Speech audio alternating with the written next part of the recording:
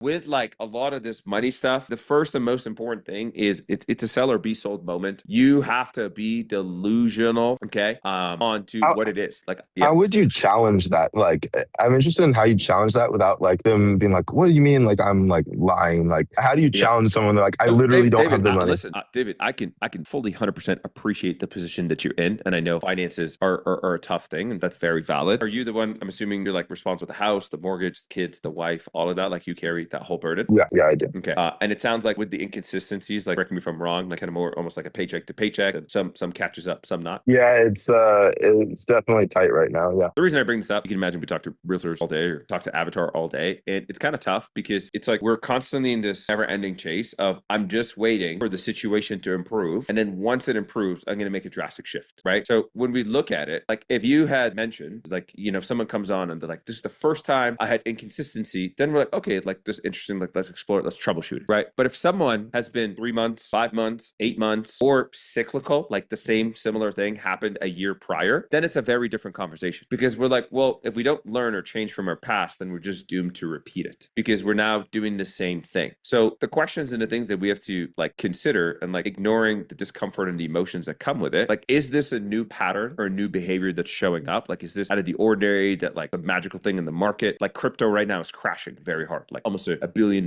just lost overnight. Is this something like that just came out of nowhere, or has this been more or less a cyclical repeating pattern? I mean, not like anything like crazy new has happened. It's like it's just been that there's been a consistent downturn in the real estate market, which has slowed stuff down for me for the last couple of months. But it'll probably pick up in the next few months. And I know that if I keep sending out those mailers, I'm going to be able to get enough cash in to at least kind of float by. And my concern is that if like we somehow I don't know, I just don't want to be risking anything with the finances. Totally get that. And I'm praying that the mailers work for you and anything that we ever propose for a client. It's never, and I think that's kind of the thing that can create a disconnect a few times for some people is it's not this or that. We never promote this or that. We're never going to say, stop your sphere. Don't talk to your leads. Don't work your base. We're like, no, like you need those base fundamentals. Like that is critical to the business until you have something so in surplus that it could fully replace that. You don't make that shift. So even with the work that we do, we're going to get you a consistent job a month. That's not retire overnight. That's like, holy crap, like I'm in a way better place. But it's once that ramps up, then you can make those decisions. It's kind of the same thing if you had a friend and they're working a job and they want to start a business. Are you going to tell them, hey, quit your, 6-figure salary and go take on full risk being a business owner? Would that be the No, reasonable advice you give? No. What would you tell them? I'd say, kind of slowly ease your way in. And then once the business takes over the income, then you Exactly. can quit the job. Right. It gets close, similar, above, below, but like you have that safety that you're like, hey, this actually makes sense. Let me make the whole switch. Yeah. Right. Once you're in that position, you can make those switches pretty easily because you have that safety, that proof of concept, that consistency. That's someone jumping part time to full time. Like that's what they would do. That's what would make sense. It's kind of the same thing here. You keep running everything that you're doing. It would be insane business suicide to stop all of that because it's bringing you some deals, even if it's inconsistent. And then all we're doing is this and this. And the purpose of this is that you have the proof of concept. You're profitable from the first term. And then you just like, wow, this makes sense. It's a simple math game. And now I could scale it predictably because I understand it. I know how it works. I know how to work the process. Nothing of what we do will give you 40 hours of full-time work. Like you still have to work. You still have to do all that. We're going to add a few extra hours of work for you in the week. So the end goal is to go and take all of that and be like, hey, let's put this in motion for you so you can start building and stacking the momentum. So it just kind of compounds from there on in. Because once you do that, once you have that, then, 3 months, 4 months down the line, we're having a completely different conversation. But you also have that surplus cash coming in. And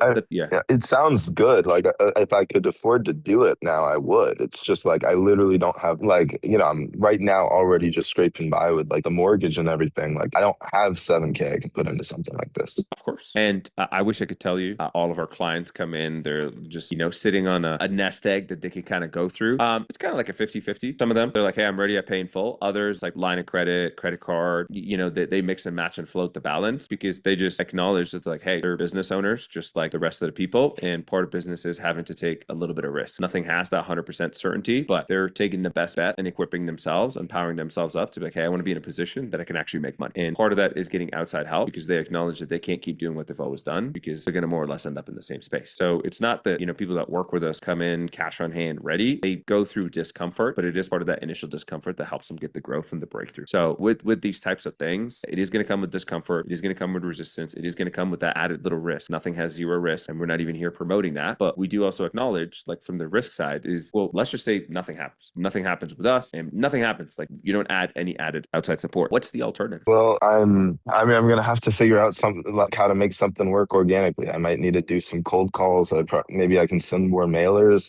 But those have like a higher return. They put more money in my pocket, and they don't risk as much like cash right now. And so that's something I can afford to do. I think I just need to do more of those things. Yeah, I think you could, and maybe it might make sense too. And they work in context to what you've been exposed to. Because the only reason we'd say it's work, like if we look at some of our clients and they looked at this setup, they'd say, well, this makes no sense. It doesn't work. But that's because they have a different frame of reference, right? So it kind of comes to what you're comparing it to. So when someone says it's working and they're doing, 20 deals a month, 20 deals a year, they're like, well, it's working in context to what happens. Someone who's doing 50 deals a year, or someone higher volume, like, well, this doesn't work. So again, even when we look at what's working, well, if it was working in the capacity that it should be, then realistically, we wouldn't be having this conversation. And I don't share any of this to be flippant. I'm coming out of a place of love. We've done this long enough. And one of the most painful and hard things is watching someone that we could actually help, that we don't fight for, doing more and more of the same thing. Because we just know reality is their situation's not going to change. There is almost like a false sense of hope and security of, I'm going to hang on to what I've always done to stay in that realm of safety. But that safety isn't what makes them progress. And holding on to money, saving money doesn't make you more money, right? Even if it's super tight and we're redlining them to the very end, preserving it just gives a false sense of security. But any one single thing could happen. Interest rate change, market change, the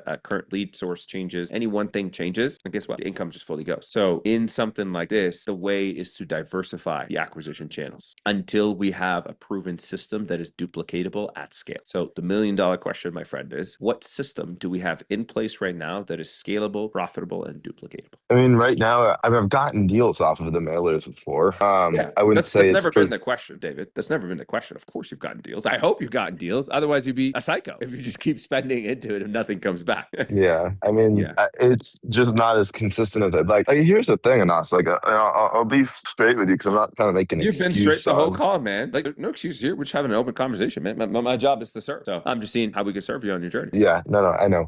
It's just like the amount of money, and then here's the other thing. Like that doesn't even include the ad spend. So it's like even if I could find a way to put together the money for the program, like if I can't get enough for the ad spend, like even if you're the best marketer in the world, like you can't help me. And so I want to make sure that like I fully intend to do this with you guys. It's just like now is not the right time. It Because never is, David. Of course, it never is. it's just like it's such a big investment, and then the cash to even make it work. Like I'm looking at $10,000 in that could in just full transparency, like that would cover me for another 10 months on my living, like or for another 5 months on my living expenses. Yeah, And in 5 months, I'm thinking, well, in 5 months I can probably get at least one deal off of those mailers and you might potentially. get two deals. You might get two deals. The conversation we're having today, David, we're not trying to survive. And it sounds like the past experience, not by our favor, has been in survival land. Our job is to help our clients thrive. So to get us aligned on the same page, we are talking about thriving and striving and actually progressing. So we're not in kind of a defensive, almost like a scarcity mode of like, shit, anything could happen, and just being in survival mode. If we were talking to someone who, I don't know,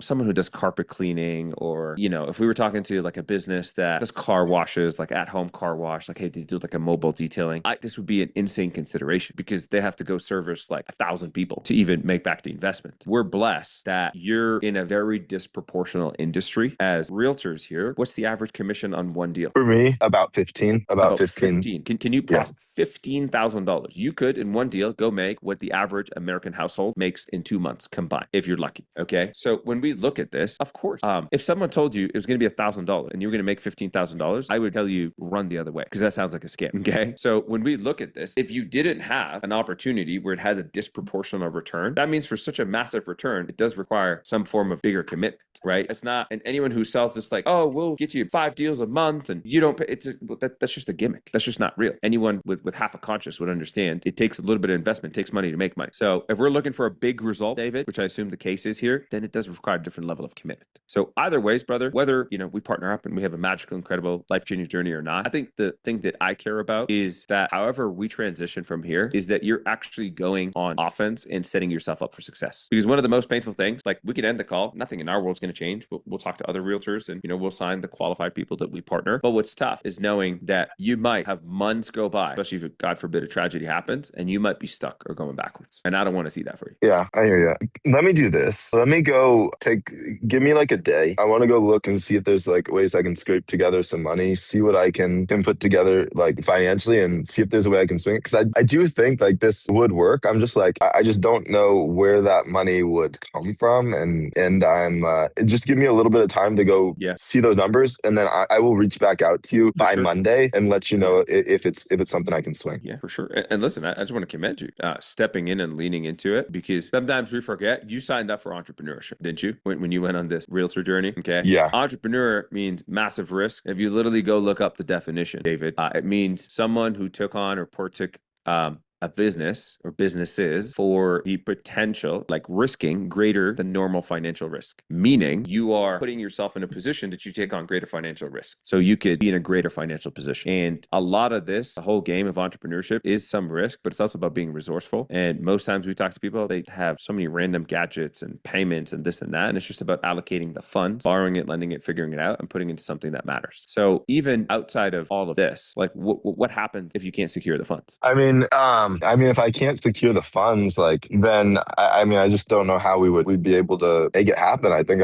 I'd just be relying on. I mean, I'd be trying to figure out some sort of alternative. I might need to get back to like the cold calling, maybe. Like, I honestly don't know what I would do exactly yet. So, is that a reality that you want to explore, to have more time of unknown and uncertainty and trying to piece things together? I mean, obviously, I don't want to, but what kind of alternative do I have? I know it's a silly question, because in all of this, David, okay, this is kind of like a New Year's buzz, okay? You know when someone, like what happens in New Year's, and I'm just generalizing it, people are like, I want to get fit, I'm going to get shredded, I'm going to get in the best shape of my life. Do you know what the best thing to do for that someone when they have that moment of motivation, why gym sales spark up and all of that? Do you know what the best thing to do is to, I don't know, get that person in a lot of commitment? Meaning, if I were to advise someone and they're trying to get healthy, it's New Year's, I'm like, go sign up a personal trainer, sign this contract, get as much commitment onto you and accountability, because you have what's called a motivation wave. And do you know what happens with motivation? And I'm sure you've experienced it a million times, like all of us, right? Sometimes like, man, I'm going to take over the work. I'm going to work so hard. I'm going to call everybody. I'm going to do all of that. And I'm going to change everything. You've had that. And you have all these real, very intense emotions. And you're like, I'm going to commit to everything. And then 3 days later, you're like, I'm a potato. Okay. And that's just life. I've done that. Right. We've been there. Right. Hell, man, we might be here right now. So these motivation waves, right? When you hear like strike when the iron's hot, like when we hear a lot of those things, the reality is what that really means is once we have a motivation surplus and we're like, wow, this is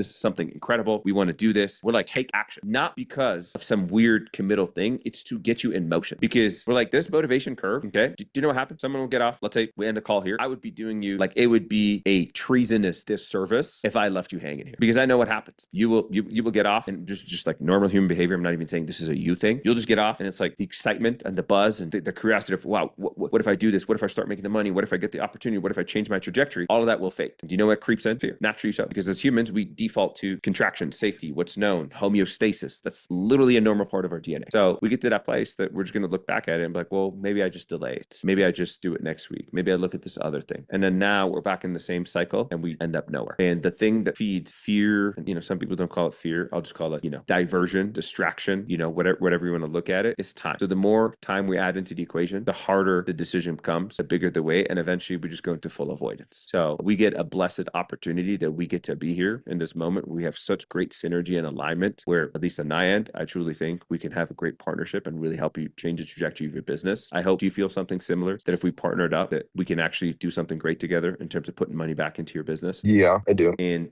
this is one of those things where we're like, the inspiration and the motivation's here. And I would much rather get resourceful and collaborative to figure out a way how to keep the momentum going, rather than to have you go through all of this, just lose it all, and end up going backwards. So let us support you, brother. Let us figure out a path together. And even if we have to go off cuff and do something a little bit crazy, I would love to see you in motion and commitment, because every day we waste is another day of opportunity, because you have a longer sales cycle. And I just don't want to see you hanging on the sideline. I want you to know that you got a team, you got people on your corner, people supporting you and putting you in motion. So are you fully closed off to exploring some alternative arrangements for us to see how we can get you winning to the next level? I mean, I'm not fully closed off to it. I just don't know what can you guys do in terms of... That's what we're here to figure out, man. Well, welcome to the family. That's what we do as a team. We collaborate, we look out, and I'm happy to dive in. I wish I could tell tell you I had something planned, but we can explore this together. Would that be crazy? No, it's not totally crazy. I mean, I guess if you can show me what Let's dive in and find a win-win path. Would that be helpful if we did that together?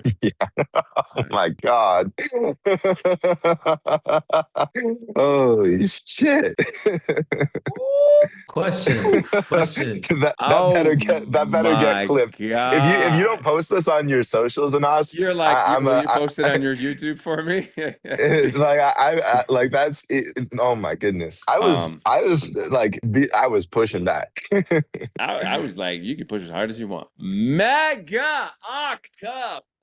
Some of the new guys like, what's the octopus? What does that mean? Damn. Question Damn. though, when he mentioned that Nicola he was in can't the afford Uber. it. He's like, what just happened? Nicola, were you with us? Oh yeah. If you don't know, world's number Yes, one. I'm with you, Nas. sales That was on insane, high- bro. World's number one sales and high performance coach. We don't throw that title around lightly. Schooled, pun intended. I like Sí, that. es raro, ¿o no? David, good staying in the pocket. You thought you were gonna trip me up. Come on, man.